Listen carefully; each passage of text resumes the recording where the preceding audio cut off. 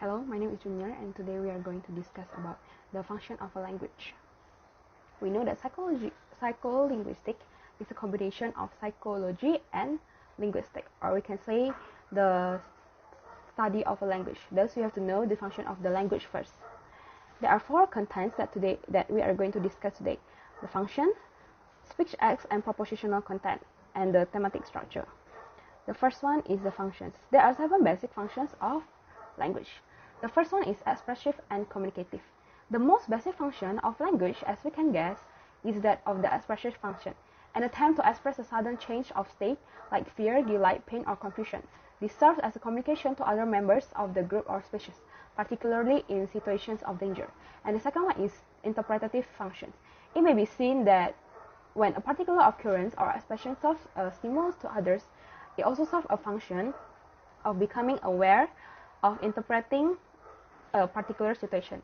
Thus, the cry of one animal in the face of danger is interpreted by other members of the species. The interpretative function is very obvious in the human level. And the third one is control function. Control function is when one talks of the function of control, there emerges a social dimension apart from the individual dimension. All of us feel comfortable to talk to a person if we know their name. Whenever we meet a familiar face, we feel comfortable if we can remember his name. The importance of words, slogan, and clarion calls in controlling the people and mob is too well known to need any extensive discussion. The fourth is the function of remembering and thinking.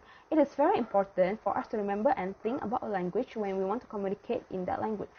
Number 5, discovery of one's name. The discovery of one's name plays a very crucial role in the overall psychological development of the individual.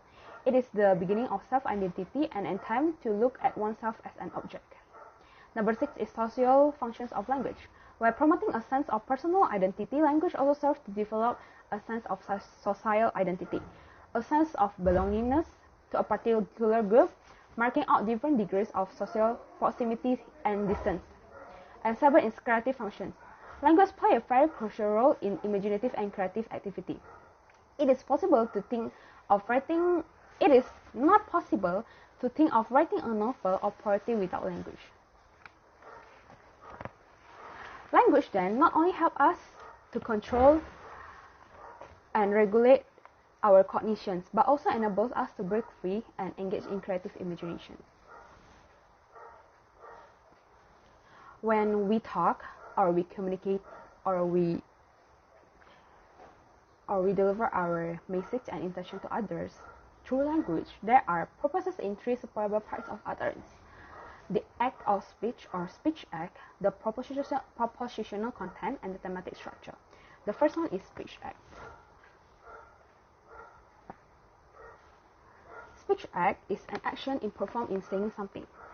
According to Searle in 1979, he suggests that speech acts consist of 5 general classifications. To classify the function or illocutionary of speech acts, these are declarations, representatives, expressive, directives, and commissives. The first one, declarations. Declaration speech act is the act that makes the propositional content correspond with the reality. This type of speech act is the same as Austin's performative sentence. The representative function. In representative speech act, the speaker's intention is to assert the speaker's belief. One example is, I'm a good guy.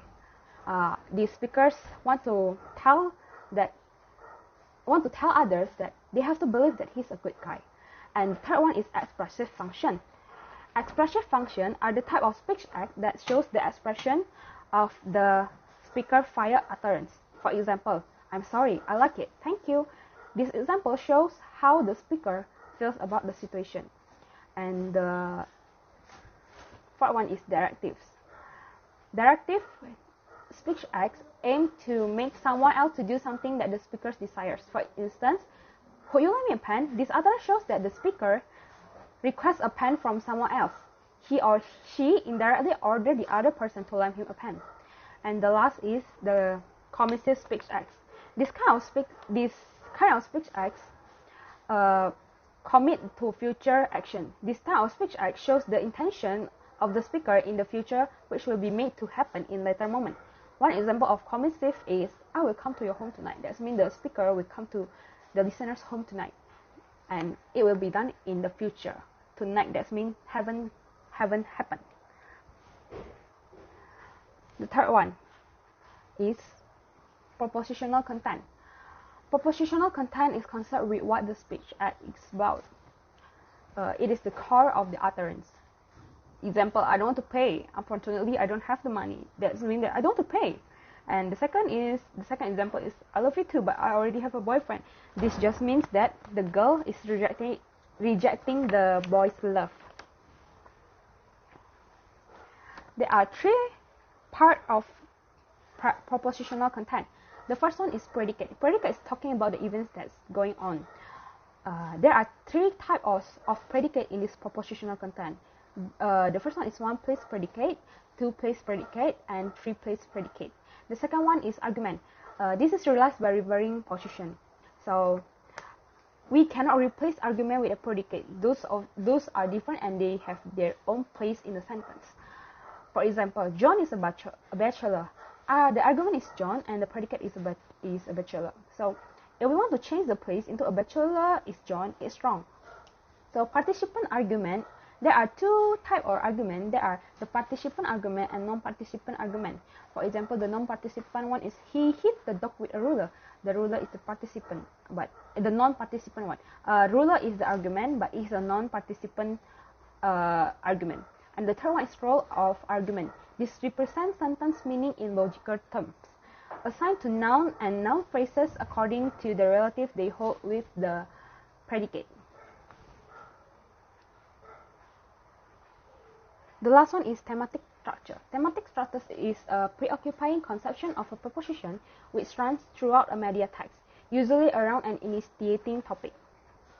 According to Michael Halliday, the speaker's judgments about the listener's current mental states are reflected in what is called the thematic structure. A thematic structure is strategically ties together a number of more specific conceptions or statements on the basis of particular social forms of knowledge and social forms of perception and belief. A thematic structure helps to make a media text coherent.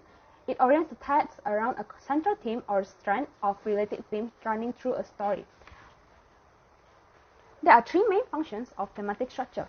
The first one is to convey given information and new information, to subject and predicate, and to frame and insert. That's all our discussion about the function of language. I hope that it will be useful for you. Thank you for watching. See you again.